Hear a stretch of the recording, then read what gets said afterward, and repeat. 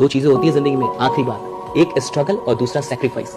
Struggle का मतलब जब आप सफल नहीं हुए हैं और जो मेहनत करनी पड़ रही है, that is a struggle. But सफल होने के बाद महानता तक जाने के लिए त्याग करना पड़ता है, सैक्रिफाइस उसको कहते हैं। कि मैं 4 घंटे अब अपना पैसा बर्बाद करके कहीं पार्टी कर सकता हूं, बट मैं 4 घंटे भगवत गीता पढ़ रहा हूं, दैट इज सैक्रिफाइस। कि मैं पैसा बर्बाद कर सकता हूं, मजा कर सकता हूं, नहीं कर रहा हूं, दैट इज सैक्रिफाइस। मैं शराब पी सकता हूं, मेरे पास इतने पैसे हैं बट नहीं पी रहा, दैट इज सैक्रिफाइस। मैं सो सकता हूं 8 घंटे बट अभी भी 5-6 घंटे से काम चला रहा हूं, दैट इज सैक्रिफाइस। याद रखिएगा, सफल बहुत लोग होंगे, महान सब नहीं बनते। आपकी जिंदगी जाने किधर है? सफल तो बहुत है। जो बैंक मैनेजर होता है वो भी सफल है, जो एक नौकरी मिल गई वो भी सफल है, लेकिन हर आदमी को दुनिया जानती नहीं। महानता तब मिलती है जब आप सैक्रिफाइस करने को तैयार हो। जब बोर्ड का एग्जाम होता है तो रिजल्ट आता है, देखा आपने?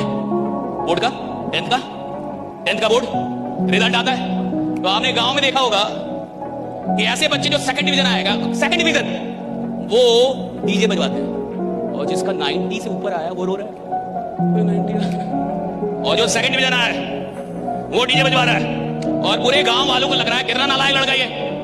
बताओ भला, सेकंड डिवीजन पे डीजे कौन बजवाता है? और वो डीजे बजवा रहा है, नाच कर रहा है, और पैसा कम है, वरना ऑर्केस्ट्रा मंगवाता, चीयर लीडर्स बुलवाता, पैसा नहीं उसके बाद डीजे से संतोष कर रहा है वो। आपको लग रहा है कितना नालायक है? नालायक नहीं है साहब, क्योंकि जब उसने एग्जाम दिया था उसको पूरा पूरा पता था वो फेल हो जाएगा, सेकंड डिवीजन आ गया साहब। क्यों नहीं बजाएगा डीजे? ऐसा ही कुछ लीडर्स के साथ होता है। जब वो काम करने आते हैं उनको विश्वास ही नहीं होता कि वो 20, 30, 40, 50 हजार भी कमा पाए, और अचानक 1.5 लाख कमाने लगा। अब वो डीजे बजा रहा है। क्या कोई शराबी अकेले शराब पीता है कभी? उसके भी 5-10 लोग हैं, उसका भी माहौल है अपना। सिगरेट पीने वालों का भी अपना माहौल है, सत्संग में जाने वालों का भी, सत्संग में भी अकेले नहीं जाता, वहां भी आदमी साथ में जाता है, साथ तो है ही ना साहब। और आदमी जैसा होता है ना, चाहता है वैसा ही आदमी बनाए। देखिए भारत में सबसे दिक्कत क्या है, आपने देखा होगा कई बड़े बड़े लोग के घर पे एक टैग लिखा रहता है कि कुत्तों से सावधान। बड़े बड़े घर में देखा होगा आपने, बड़ा गेट होता है, कुत्तों से सावधान। कुत्तों से सावधान नहीं, उसका तो इलाज है, 7 इंजेक्शन लगेगा, ठीक होता है। बट अगर दुखी आत्मा काट ले आपको, इसका इलाज ही नहीं है साहब। कुत्तों का तो फिर भी इलाज है। मैंने दुखी आत्माओं से सावधान, बगल वाले से सावधान। भाई आदमी भारत में सलाह किससे लेता है? अपने बगल वाले से। अब आप जाके ले रहे हैं बगल वाले से सलाह कि मेरे को बड़ा बनना है, करोड़पति बनना है, बताओ कैसे होगा? कोई नहीं है भैया। लीडरशिप कार्य का काम है। कई लोग कहते हैं ना कि नेता बनने के लिए एग्जाम होना चाहिए। अरे नालायक, नेता बनने के लिए एग्जाम नहीं होता। नेता को कभी एग्जाम देना भी, एग्जाम का काम ही नहीं है नेता बनना। बहुत सारे पढ़े लिखे लोग बड़े डरपोक होते हैं, जो जितना पढ़ लेता उतना डरपोक हो जाता है। कई बार तो मैंने यही देखा, पढ़े लिखे आदमी को एक लाठी मार दो, उसका पूरा खानदान अंदर रहेगा, घर से बाहर ही नहीं निकलेगा। और लीडर बनने का मतलब होता है लड़ना, लोगों के लिए फाइट करना, पुलिस की लाठी खाना। जो पुलिस की लाठी नहीं खाएगा लीडर नहीं बन सकता। वो लाठी खाता है साहब, लोगों के लिए लड़ता है, लाठी खाता है, और जान के जाता है कि लाठी पड़ेगी, उसको पता है लाठी पड़ेगी, वो लाठी खाने के लिए तैयार है, दर्द बर्दाश्त करने के लिए तैयार है। पढ़े लिखे लोग डरपोक होते हैं, उनका उतना दर्द बर्दाश्त करने के लिए तैयार नहीं है। पढ़ा लिखा आदमी कंफर्ट में रहना चाहता है, उससे तो काम करने का दर्द बर्दाश्त नहीं हो रहा, लाठी का कहां से होगा? सुबह जगने का दर्द बर्दाश्त नहीं हो रहा, घर छोड़ने का दर्द बर्दाश्त नहीं हो रहा, फील्ड में जाने का दर्द, वो लाठी का। भाई leadership is all a fighting for लोगों के लिए लड़ जाने वाला आदमी। माता फुट वाले, खून गिर रहा हो लेकिन बाप बाप ना करे, खून गिर रहा और मां बांध रहा इधर, और चल रहा है इनकलाब, चल रहा है राइट। हाँ, 2 लीडर पैदा होते हैं। जो आपको भटका रहा है ना, वो खुद भटका हुआ है। सुनिए, जो खुद भटका होता है वो चाहता ही नहीं कि कोई सही रास्ते पे आए।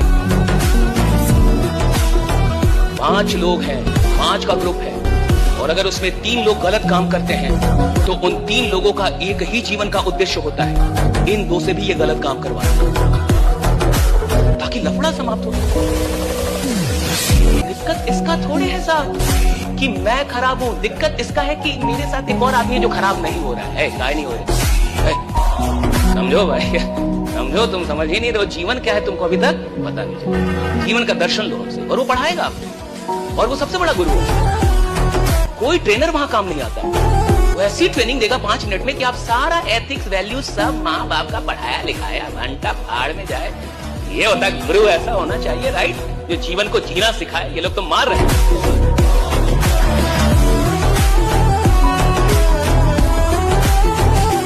शर्तों के साथ कभी मोहब्बत हुई है?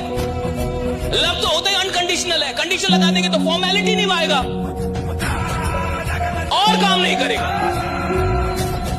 और काम नहीं करेगा। मैं लिख के देता हूं, काम ही नहीं करेगा ना, और मन से काम नहीं करेगा तो रिजल्ट आएगा नहीं आएगा। क्यों दौड़ाना चाहते हैं फालतू का लीडर को? मत दौड़ाइए। इससे चाहते उसको बोलिए कि तुम बैठे रहो, मैं तुमको बैठा के पैसा दूंगा। तुमको अगर लगता है कि मेरे मिशन में दम है, हमारे मिशन में दम है, और तुमको अगर लगता है कि यार ये मिशन आगे जाना चाहिए तो काम करो, वरना बैठे रहो, हम पैसा देंगे तुम। ये बोलते तो शायद वो सोना छोड़ देता, काम करने लगता, तो काम करने लगेगा। आप कह रहे नियम बना दो, कंडीशन से कोई आज तक काम किया है? नियम तो बना हुआ है, रोज रेप हो रहा है।